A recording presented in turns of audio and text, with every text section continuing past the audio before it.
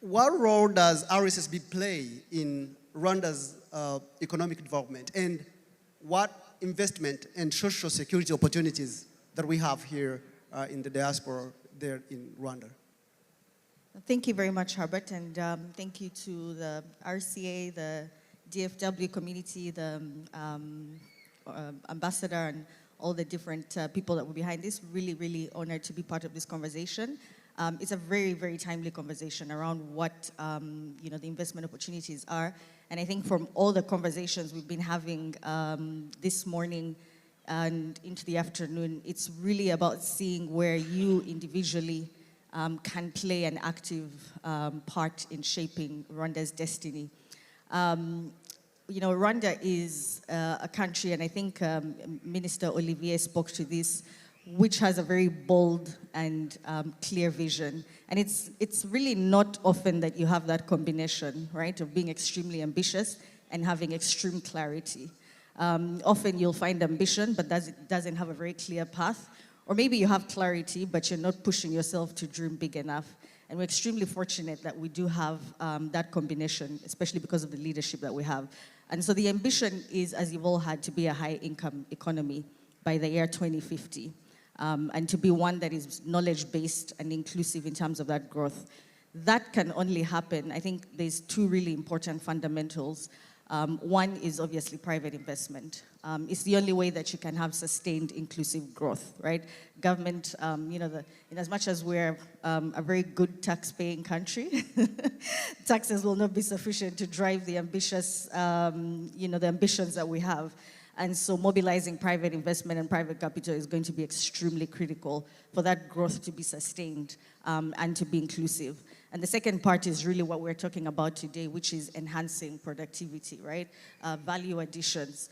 I think sometimes when we say we want to be a high-income economy, it takes a lot. There's a lot that is involved in that, right? And sometimes I think we say it and it sounds easy, but we're often reminded that what that means is if you take the idea of the fastest growing country that you could think of, which is probably China, it means that we have to grow faster than China did, right? Which is crazy, crazy ambitious. The only way that you can do that is if you're really hitting hard on productivity. And so the question for us, and I think even in his opening, Masenje should tap into it, is how do we make sure that every single thing that we do multiplies? How do we make sure that every single dollar that we invest, or every single franc that we invest turns into 3x productivity, right? So for 1 franc, you get 3 francs of productivity. It's really the inflection point that we're at as a country. So the conversation around value chains is absolutely timely. Now, as Herbert said, RSSB, I think many times people, when they think about RSSB, they think that Tukuba Kamazu, we're a real estate player. That's really, I think, what most people know. But it's interesting that in almost all the conversations that we've had, I felt extremely privileged that a lot of the work that we do is reflected in what was being spoken about. Now, RSSB has 2 critical mandates. One is around social protection. We have about 6 social security schemes that cover over 90% of Rwanda's population. You had Philippa speaking earlier about healthcare in Rwanda. Rwanda is one of the only countries that has been able to achieve universal health coverage. You have about, I think that deserves an applause, You have over 11 million Rwandans, that's, close to 90% of Rwandans that have access to quality health care. That's a scheme that is managed by RSSB called Mutuelle, which I'm sure you've all heard of.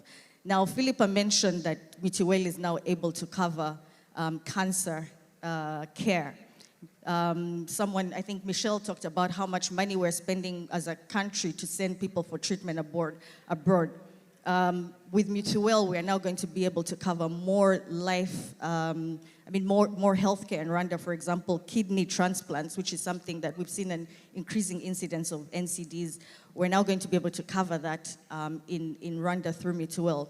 And you might think, this is in a country that is still quite developing, and so people don't have a lot of resources. That healthcare that I'm talking about costs Rwandans who are protected less than $3 a year per person, right? And I think that's really still tells the story of what it means to do very much with very little. And that's really the story of Rwanda. So that's one of the critical mandates that we have. And the second is around investment, to Herbert's question. RSSB is Rwanda's largest institutional investor. We manage assets of about $2.5 billion across all the different asset classes. And you know, you should clap, because for most of you, especially those from Rwanda, this is your money. This is coming from the contributions that you make. So RSSB is truly owned by each and every Rwandan. So we're able to deploy those resources towards almost every critical sector that Michelle spoke about, because we invest towards the transformation of the country. So we invest in alignment with what the national vision is. And so if you look at the areas that we've invested in, it's across everything. You know, from financial sector, we contribute significantly to the liquidity of the financial institutions. Huntington can attest to that. Yes, and we're shareholders in several financial institutions. But what that does is that it allows for capital to be deployed through RSSB resources via the banks into the domestic private sector. We're invested in technology, innovation. I saw Zipline here. We're one of the early investors in Zipline. We're invested in innovation. Mike and Akajura Medicines are RSSB owned, Rwandan owned. This is my boss. We've invested in manufacturing, value addition, you know, through Inyanje, Reliba, CVL, all these critical investments. We've invested in hospitality. So where Michelle says invest, that's where we go, right? We've invested in the hospitality space. You might not know this, but RSSB is invested in the convention center. We have an exciting new Kigali golf club that is, you know, rivals some of the best golf clubs in the region and in the world. We've invested in, Epic, Kajira, so across really the hotel and hospitality value chain. Now, when it comes to specific opportunities that we see, really significant opportunities for the diaspora to engage in, and really any partner for Rwanda, I'll mention just a few. One is around Ejoheza. Ejoheza is born out of a challenge that most low-income or developing countries face, which is that because it's, most of these countries are highly informal, you have a very small formal sector. And so you've got only 10% or less of your of your economy that is going to be covered by any type of formal social protection. Ejoheza steps in to cover the 90%. And it doesn't just, it's not just, cover, but it is extremely attractive cover. So anyone in the diaspora, if you want to add on to your existing pension plans, or if you want to make sure that you're securing the long-term financial future of your loved ones, your families back home, I really encourage you to learn more about Ejoheza. It provides you with up to 10-11% returns in the Rwandan franc, compounded annually. So it's an extremely attractive opportunity for you to save and see your savings grow over time. And we've got a desk outside here. Please visit and learn more about what you can do with Ejoheza. It's my most favorite and exciting product that we offer as RSSB. The second is obviously in real estate, where, as I said, mostly known for real estate, and that's because we're also Rwanda's largest real estate developer. We've got Vision City 2 coming in. I think many of you know about Vision City 1. Vision City 2 is going to be 3 times as big. So we're scaling from 500 units, residential units that you have in Vision City 1 to close to 1,500. And we're starting the second section in September. If any of you are going to be in Kigali for the summer holidays, please come by and see the model units. We've got them up, ready for viewing. We've got villas, we've got apartments, we've got all, townhouses, all types of typologies. And this is really an attractive opportunity if you want to make it home or if you want to look at it as an investment opportunity. We've also got within a different segment of real estate another exciting opportunity that is coming online soon, which is Heza. Heza Estate is a middle-income community. It's got about 500 units, and it's a combination of apartments, row houses. Please check it out at the stand. It's a really exciting opportunity. Pricing is very competitive and attractive, starting from about $70,000. So look into that. I think that will be an exciting opportunity. The third, which we're extremely proud of at RSS B2B delivering, is I think someone mentioned it earlier, that you find that when it comes to access to capital for SMEs or for people that are doing things differently, like Mike, the traditional forms of capital that we have available, which is mainly through the banks, and no offense, Huntington, but they haven't responded to the diverse needs of funding in, for business. So RSSB is launching a $30 million SME fund. First closing is 30 million, but we expect it to grow to $100 million.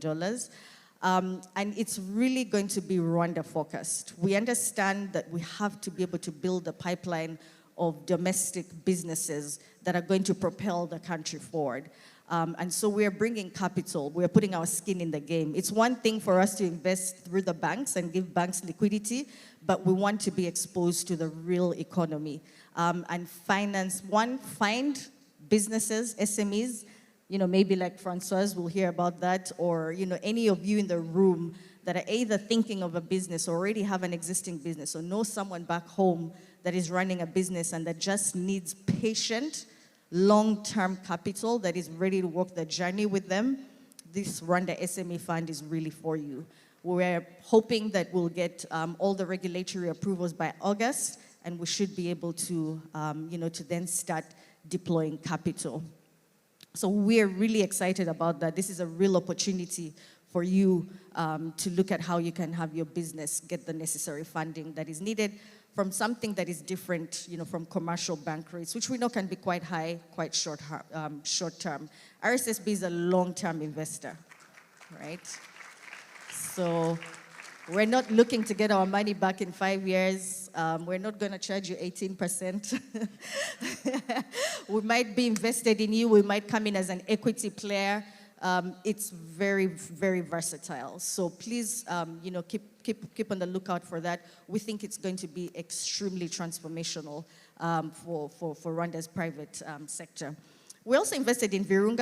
I don't know if you've heard about the $250 million fund that we've invested in with the Qatar Investment Authority. It's Pan-African, so it's not Rwanda-focused, but we have invested in one Rwandan company, and we continue to look for other companies that we can be invested in. Another opportunity that we think would be really exciting for you as the diaspora is a bundled offering that we are providing through a collaboration with Ejo Heza and Sonarwa, where you're able to get life insurance and have it bundled with savings, right? And so if you take any of the bundled offers that we have, you get a life insurance cover, but you also have a portion that goes to your savings. And what we guarantee you is that we will grow your savings to 3.5 times what you put in, because we're very good investors. So I'll ask Charlotte, just quickly stand up. Charlotte is the CEO of Sonarwa General. We also have someone from Sonarwa Life. Please look out for her and ask her about this really exciting offering that we think will be very important for you all and very good returns. The last area that I want to speak to is not so much investment, but it's for that young Rwandan that is looking to come back home, that's looking for a career. I think RSSB at the moment, sorry Michelle, is one of the most exciting places to work, right? We are building amazing products and services because we work for the Rwandan people, like everyone here, but we have the privilege that most organizations don't have to say that 11 million Rwandans are our clients directly because of a service that we offer. And so we've got great opportunities, for example, in the IT team. We have a digital factory of about 40 to 60 Rwandans that are building products for Rwanda by Rwandans. We're not spending $4 million hiring companies from the US or from Singapore. We have people that are building products in-house that are serving millions of Rwandans. So if you're in the IT space, I don't think there's any organization as exciting as RSSB at the moment. If you're in investment, as I said, we're the largest investor in the country. If you have skills in that space that you want to bring, we're really, really, looking forward to engaging with you and seeing, what you can do to contribute actively back home. But there's so much more that is going on. I'll just really encourage you all to visit the standout site, get to learn more about how you can invest in the different opportunities that I've talked about, and how we can really, bring home the message that I feel everybody has been saying today, which is, for those of you that haven't made the shift, let's think about moving away from just remittances to active investment in the economy. There is so much that you can do, and you really have to start thinking about how you can actively be part of shaping Rwanda's transformation. Thank you.